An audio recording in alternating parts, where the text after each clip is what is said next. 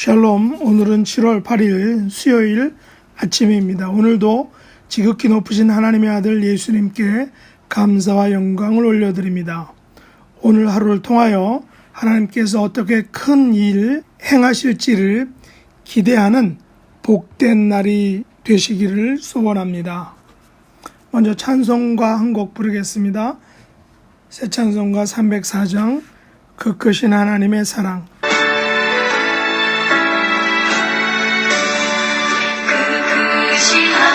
하나님의 사랑 말로 다 형용 못하네.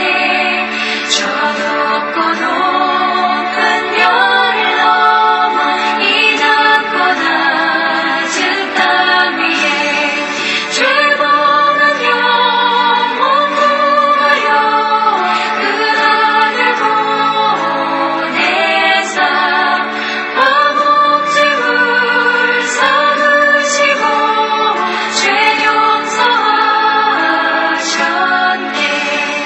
하나님 크신 사랑은 증명도 못하네. 영원히 변치 않는 사랑 성도여 찬양하세. 외로운 시절 지나가고 땅 위에 영화쇠할 때 죽이지 않던 영혼들은 큰 소리 외쳐 울어도 좀 있는 성도들에게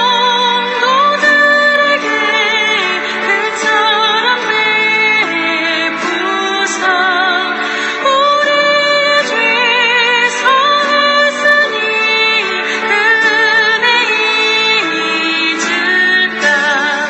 하나님 크신 사랑은 증명도 못하네. 영원히 변치 않는 사랑 성도여 찬양하세.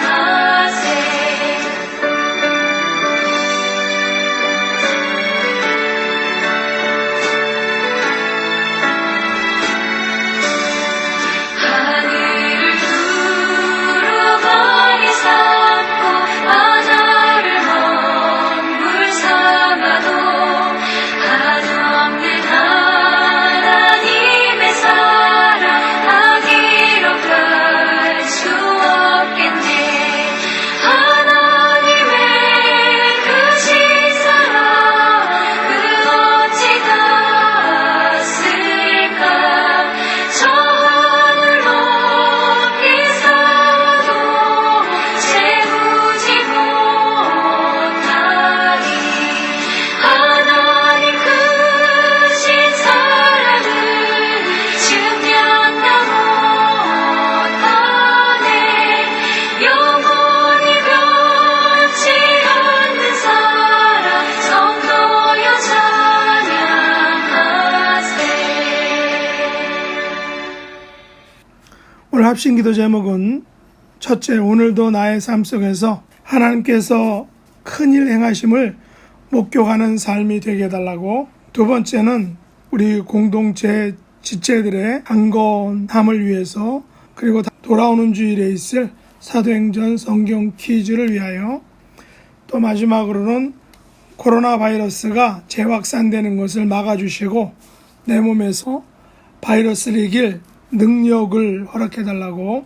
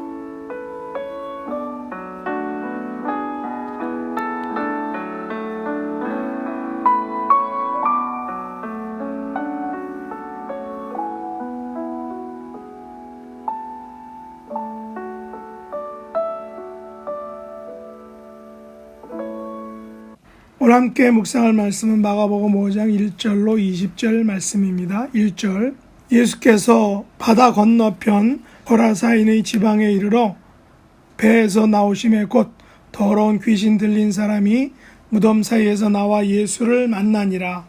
그 사람은 무덤 사이에 거처하는데 이제는 아무도 그를 쇠사슬로도 맬 수 없게 되었으니 이는 여러 번 고랑과 쇠사슬에 매었어도 쇠사슬을 끊고 고랑을 깨뜨렸음이로라. 그리하여 아무도 그를 대할 힘이 없는지라. 밤낮 무덤 사이에서나 산에서나 늘 소리 지르며 돌로 자기 몸을 해치고 있었더라. 그가 멀리서 예수를 보고 달려와 절하며 큰 소리로 부르짖어 이르되 지극히 높으신 하나님의 아들 예수여, 나와 당신이 무슨 상관이 있나이까? 원하건대 하나님 앞에 맹세하고 나를 괴롭히지 마옵소서 하니, 이는 예수께서 이미 그에게 이르시기를 더러운 귀신아 그 사람에게서 나오라 하셨음이라. 이에 물으시되 내 이름이 무엇이냐? 이르되 내 이름은 군대니 우리가 많음이니이다 하고 자기를 그 지방에서 내보내지 마시기를 간구하더니 마침 거기 돼지의 큰 떼가 산 곁에서 먹고 있는지라. 이에 간구하여 이르되 우리를 돼지에게로 보내어 들어가게 하소서 하니 허락하신대 더러운 귀신들이 나와서 돼지에게로 들어가매 거의 2,000마리 되는 떼가 바다를 향하여 비탈로 내리더라. 바다에서 몰사하거늘 치던 자들이 도망하여 읍내와 여러 마을에 말하니 사람들이 어떻게 되었는지를 보러 와서 예수께 이르러 그 귀신 들렸던 자, 곧 군대 귀신 짚였던 자가 옷을 입고 정신이 온전하여 앉은 것을 보고 두려워하더라. 이에 귀신 들렸던 자가 당한 것과 돼지의 일을 본 자들이 그들에게 알림해 그들이 예수께 그 지방에서 떠나시기를 간구하더라. 예수께서 배에 오르실 때 귀신 들렸던 사람이 함께 있기를 간구하였으나 허락하지 아니하시고 그에게 이르시되 집으로 돌아가 주께서 내게 어떻게 큰 일을 행하사 너를 불쌍히 여기신 것을 내 가족에게 알리라 하시니 그가 가서 예수께서 자기에게 어떻게 큰 일 행하셨는지를 데가볼리에 전파하니 모든 사람이 놀랍게 여기더라. 아멘. 오늘 말씀의 제목은 내 가족에게 알리라입니다. 마가복음 5장에 나오는 귀신 들린 사람과 야이로의 딸 혈루증 앓는 여인을 치료하신 이야기는 모두 의식, 어떤 의례적인 그런 의식적 불교람과 연관되어 있다는 것을 우리가 알 수 있습니다. 귀신 들린 사람과 이미 죽은 야이로의 딸 그리고 혈루증 앓는 여인은 불교람을 가진 사람들입니다. 오늘은 귀신 들린 사람 이야기만 살펴보도록 하겠습니다. 예수님께서는 바다 건너편 고라사인의 지방에 가셨습니다. 바다 건너편은 주로 이방인이 살던 호수 동쪽 지역을 의미합니다. 이곳에 돼지가 2,000마리가 있다는 것은 바로 이방인 거주 지역이라는 것을 알려주는 것입니다. 유대인들은 돼지를 부정하게 생각했기 때문에 가까이 하지 않았습니다. 오늘 본문에 나오는 예수님의 사역지는 그래서 이방인 지역이었다는 것입니다. 예수님께서는 유대인과 이방인을 차별하지 않으셨습니다. 왜냐하면 예수님은 귀신들이 이야기했던 것처럼 증명해 주었던 것처럼 지극히 높으신 하나님의 아들이시기 때문입니다. 예수님께서는 고라사인의 지방을 배로 도착하셨습니다. 그러자 예수님을 마중 나온 자들은 다름 아닌 바로 더러운 귀신 들린 사람이었습니다. 이 사람은 무덤 사이에 거처했습니다. 그 당시에는 동굴이 사람의 무덤과 생활 공간으로 모두 사용되었다고 합니다. 동굴은 죽은 사람을 장사 지내는 곳이었습니다. 또 동시에 동굴은 산자의 피난처로도 사용되었던 것입니다. 그래서 가난한 사람들은 이 같은 동굴 생활을 했다는 것입니다. 오늘 본문에 보면 귀신 들린 사람은 무덤 사이에서 나왔다고 합니다. 귀신 들린 사람이 무덤 사이에 거처했다는 것은 그가 가난한 사람들과 함께 동굴에서 살았다는 것을 알려주고 있습니다. 이 사람은 무덤 사이에서 공동생활 공간인 동굴에서 나와 예수님을 만났습니다. 그가 제일 먼저 나왔는지 성경에는 분명하게 언급하고 있지는 않습니다. 그러나 우리는 그가 귀신 들린 사람이라면 제일 먼저 나왔을 것으로 확신하고 있습니다. 왜냐하면 귀신들은 예수님의 오심을 본능적으로 즉시 알 수 있기 때문입니다. 귀신 들린 사람의 삶은 어떠했습니까? 그는 가난한 사람들과 함께 무덤에 있는 동굴에서 살면서 귀신이 시키는 대로 말하고 또한 시키는 대로 행동했을 것입니다. 그는 여러 번 고랑과 쇠사슬에 매어져야 했습니다. 사람들에 의해서 매어졌다는 것입니다. 그 이유는 5절에 보면 밤낮 무덤 사이에서나 산에서나 늘 소리를 질렀기 때문입니다. 그는 가끔 돌로 자기의 몸을 해치는 폭력적인 행동, 자학적인 행동도 했습니다. 이것을 본 함께 사는 사람들과 또한 그들의 어린 자녀들은 몹시 무서워했을 것입니다.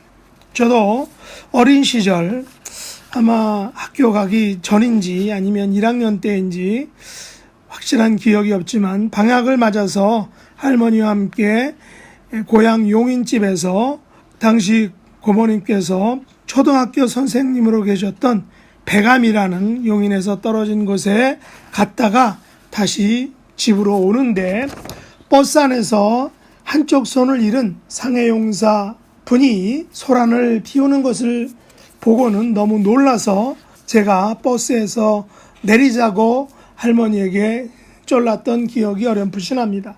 아마도 그 먼 곳을 어떻게 왔는지 자전거를 타고 왔다라고 할머님이 말씀을 하시는 기도했는데 기억은 가물가물하지만 당시 상해용사의 술정과 철로 만든 의수로 인해서 어린 마음에 무섭고 놀라웠던 기억이 납니다. 지금 생각하면 이런 분들의 희생을 통해서 평화를 누리지만 당시 전후 사정을 몰랐던 저는 그 현장이 매우 충격적이었던 것입니다. 본문에 나오는 귀신 들린 사람도 본인의 의지가 아닌 귀신 들림으로 인한 이상 행동들은 사람들을 아마도 매우 불안하게 했을 것입니다. 그래서 여러 번 고랑과 쇠사슬에 매어져야 했습니다. 그러나 귀신 들린 사람들의 공통점이 그렇듯이 귀신 들린 사람들의 힘을 일반 보통 사람들이 통제할 수는 없습니다. 그를 매었던 쇠사슬은 쉽게 끊어졌고 그의 발을 두른 고랑은 족쇄는 매번 깨어졌다는 것입니다. 이 같은 강력한 힘과 능력은 사람의 힘이 아닌 귀신들의 힘이었던 것입니다. 그래서 우리는 이것을 15절에서처럼 귀신에 집혔다, 귀신의 포로가 되었다, 포제스이드 됐다 라고 이렇게 이야기를 합니다. 그런데 놀라운 것은 이런 귀신 들린 사람이 가장 먼저 예수님을 만나기 위해서 멀리서 보고 예수님께 달려와 절을 했다는 것입니다. 물론 여기서 절했다는 것은 경배했다는 의미는 결코 아닙니다. 7절이 보여주듯이 절을 한 이유는 예수님께서 지극히 높으신 하나님의 아들이었기 때문입니다. 영적인 세계에서는 자기보다 높은 자, 자기보다 강한 자에 대해서는 그 앞에 예의를 표하게 됩니다. 예수님께서 하나님의 아들이시라는 사실을 아는 귀신은 나와 당신이 무슨 상관이 있나이까 라고 말합니다. 이 말은 내 일에 상관하지 마십시오 라는 의미입니다. 이것은 광야에서 예수님을 시험했던 마귀가 귀신 들린 사람의 입을 빌려서 한 말입니다. 7절 하반절에 보면 마귀는 예수님에게 이렇게 해달라고 딜을 제안합니다. 원하건대 하나님 앞에 맹세하고 나를 괴롭히지 마옵소서. 귀신 들린 사람이 예수님을 멀리서 보고 달려와 절한 것까지는 좋았는데 큰 소리로 말하기를 나와 당신이 무슨 상관이 있나이까?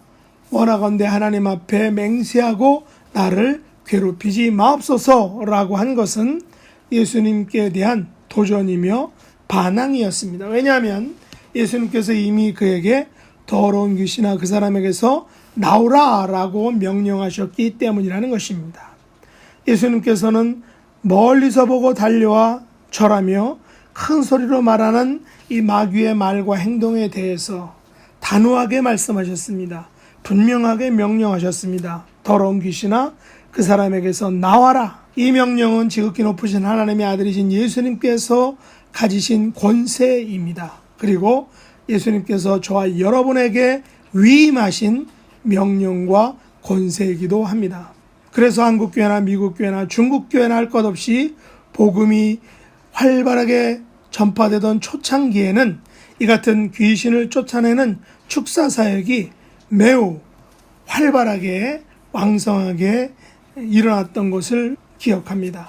저도 개인적으로 플러신학교 교수이셨던 찰스 크래프트 교수님으로부터 이너 힐링 강의를 들은 경험이 있습니다. 그분도 귀신을 축사하는 방법이 한국식 무당들이 타듯 떠들썩한 것이 아니라 예수님께서 주신 권위를 가지고 귀신과 대화 속에서 우리가 위임받은 권세로 축사를 행하는 것을 보았습니다. 오늘 본문 9절 이하에도 예수님께서는 내 이름이 무엇이냐라고 물으십니다. 그의 이름은 군대였습니다. 그것도 많은 군대였습니다. NIV 성경은 군대를 군단으로 번역했는데 당시 로마군은 군단의 규모가 약 6,000명이었다고 합니다. 그렇다면 이 귀신의 군대는 6,000명의 귀신들로 이루어진 군단급 귀신 부대였던 것입니다. 예수님과 군대 귀신과의 대화 속에서 우리는 예수님의 권세와 능력을 분명하게 볼 수 있습니다. 군대 귀신은 자기를 그 지방에서 내보내지 마시기를 간구합니다. 귀신의 이 같은 요청은 영원한 형벌인 무지역행으로 보내지 말라는 애원일 것입니다. 그러나 이 요청은 받아들여지지 않았습니다. 그 대신 차선책으로 귀신들은 돼지의 큰 떼에게로 보내어 들어가게 해달라라고 이렇게 했습니다. 그리고 허락을 받고는 더러운 귀신들이 그 사람에게서 나와서 2,000마리나 되는 돼지 떼에게 들어갔습니다. 그리고는 바다를 향해 비탈길을 내달려 바다에서 몰살을 당했습니다. 이 사건에서 애매하게 돼지 2,000마리가 죽게 되었습니다. 아마도 군대 귀신은 무적행으로 들어가지 않고 다른 곳으로 갔을 것입니다. 왜냐하면 성경에서는 그들의 때, 그들이 무적행으로 들어갈 때가 아직은 안 되었다라고 말하기 때문입니다. 그러나 군대 귀신들은 돼지 2,000마리를 몰살시킴으로써 고라사인의 지방에서 사람들과 예수님 사이의 관계를 깨어지도록 금이 가게 하는 술책을 부린 것입니다. 14절에 보면 돼지를 치던 자들이 도망하여 사람들에게 자초지종을 말하니까 사람들이 어떻게 되었는지를 보러 왔습니다. 와서 보니 그 귀신 들렸던 자, 군대 귀신 집혔던 자는 옷을 입고 정신이 온전하여 앉아 있었습니다. 사람들은 너무 놀라고 두려워했다라고 말합니다. 그들은 귀신 들렸던 자가 당한 것과 돼지 2,000마리의 떼 죽음을 목도했습니다. 여기서 사람들의 반응이 어떤 것입니까? 예수님께서 그 지방에서 떠나시라고 간구하고 있습니다. 왜 그랬을까요? 정상적인 반응이라면 6천 명의 군단 귀신을 물리치신 예수님의 권세와 능력 앞에 경배를 했어야 하는데 정작 그런 권세를 가지신 예수님을 내어 쫓아버린 것입니다. 왜 그랬을까요? 그 이유는 돼지 2,000마리가 한순간에 날아가 버렸기 때문입니다. 그러나 돼지 2,000마리보다 더 값지고 소중한 자신들의 영혼의 가치를 이들은 알지 못한 것입니다. 천하보다 귀한 자신들의 한 영혼의 가치가 한순간에 날아간 것도 모르고 예수님을 나가라고 쫓아버리신 것입니다. 하나님의 계산법에 의하면 한 영혼의 가치는 고작 돼지 2,000마리의 값과 절대로 비교할 수 없다라는 것입니다. 한국에서 돼지 한 마리에 약 27만 원 한다고 합니다. 그런데 문제는 이 한 마리를 키우는데 드는 돈이 무려 36만 원이라는 것입니다. 그렇다면 한 마리를 키울 때마다 9만 원 정도의 손해가 난다는 것입니다. 어쨌든 이것을 먹어야 되니까 이런 어려움에도 불구하고 돼지를 생산합니다. 계산하기 편하게 달러로 환산해서 한 마리에 300달러로 한다면 300 곱하기 2,000마리 하면 약 60만 불입니다. 60만 불이면 집 한 채 값이죠. 그렇다면 한 영혼의 가치가 60만 불밖에 집 한 채밖에 안 된다고 우리가 말할 수 있겠습니까? 거라사인 지방의 사람들은 계산을 너무나도 잘못한 것입니다. 손해보는 계산을 한 것입니다. 천하보다 귀한 한 영혼을 고작 60만 불, 집 한 채보다 못하게 생각함으로 말미암아 거라사인의 지방 사람들 전체가 예수님을 알지 못하는, 구원받지 못하는 엄청난 잘못, 엄청난 우를 범한 것입니다. 그래서 예수님께서는 긴급 처방을 내리십니다. 군대 귀신 짚였다가 고침받은 사람이 배에 오르시는 예수님과 함께 있기를 간구할 때 예수님께서는 분명하게 거절하셨습니다. 왜 그러셨을까요? 19절에 보면 그에게 집으로 돌아가서 내게 어떻게 큰 일을 행하사 너를 불쌍히 여기신 것을 내 가족에게 알리라 라고 명령하셨습니다. 왜 이렇게 하셨을까요? 예수님께서는 6천 명의 군단 귀신 들렸던 그 사람의 치유와 구원을 통하여 예수님을 거절하고 그 지방에서 떠나라고 한 사람들, 불쌍하게 죽어가는 거라사인의 지방 사람들을 구원하시기를 원하셨던 것입니다. 20절에 보면 그가 가서 예수님께서 자기에게 어떻게 큰 일을 행하셨는지를 대가볼리에 전파하니 모든 사람이 놀랍게 여겼다라고 이렇게 말합니다. 다시 말해서 귀신 들렸던 사람과 그 가족을 통하여 대가볼리에 복음의 씨앗을 뿌리시고 또 그것을 거두시기를 원하시고 바라시고 소원하셨던 것을 우리가 알 수 있습니다.